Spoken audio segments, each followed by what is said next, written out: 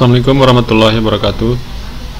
Kali ini kita akan membahas tentang stabilisasi tanah ya. Baik, stabilisasi tanah adalah upaya yang dilakukan untuk memperbaiki kondisi tanah secara teknis dengan menggunakan bahan-bahan tertentu ya.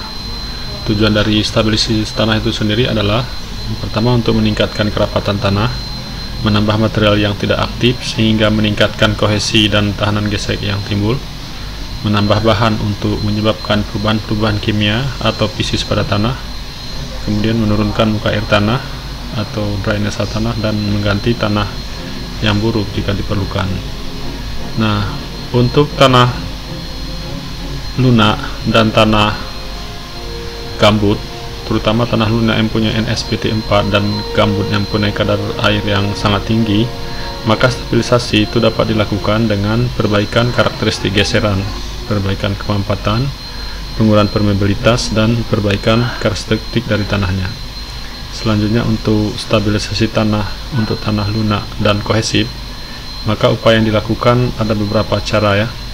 Pertama, metode perbaikan permukaan, metode perpindahan displacement method, metode timbunan timbangan berat, metode pembuahan perlahan, metode pembebanan, metode drainase vertikal, metode drainase pasir, metode drainase sumbu kertas karbon, metode drainase kertas plastik, metode tiang pasir padat, metode tiang kapur, dan metode pencampuran lapisan dalam.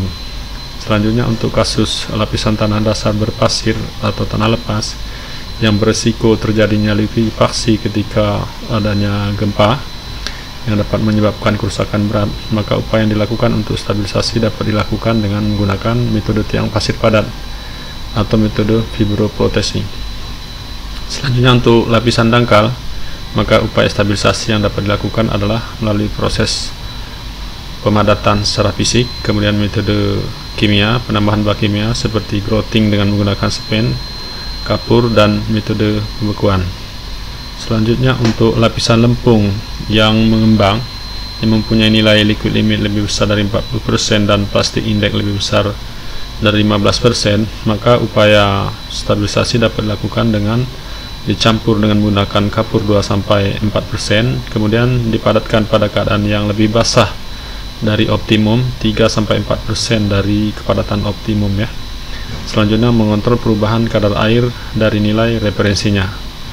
Nah, kondisi terkini perkembangan stabilisasi tanah ini cukup pesat ya. Dengan seiring dengan kemajuan ilmu pengetahuan dan teknologi, maka ada beberapa stabilisasi tanah yang bisa dilakukan. Yang pertama, dengan menggunakan prefabricated vertical drain atau PVD, kemudian prefabricated horizontal drain, kemudian woven geotextile, non-woven geotextile, HDPE, high density polyethylene, geomembran clay liners, kemudian geosynthetic, kemudian high density polyethylene, geopipe, dry geocomposite, geogrid, concrete meters, geotechnical instrument, soil preloading, vacuum preloading.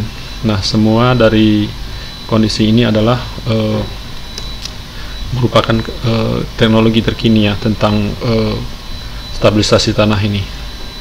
Ini contoh yang kita perlihatkan, ini adalah model vertical drain yang dilakukan di lokasi proyek, kemudian ada juga horizontal drain.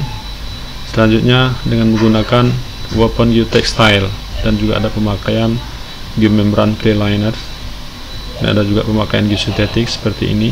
Kemudian ada juga pakai high density polyethylene dari geopipe, dan ada juga pemakaian dari dry geocomposite, non-woven geotextile, geogrid, dan concrete matrix nih yang bisa dilipat dari bahan beton ya. Baik, itulah sekilas tentang stabilisasi tanah. Untuk lebih lanjut nanti kita akan bertemu di materi yang lebih mendalam. Terima kasih. Assalamualaikum warahmatullahi wabarakatuh.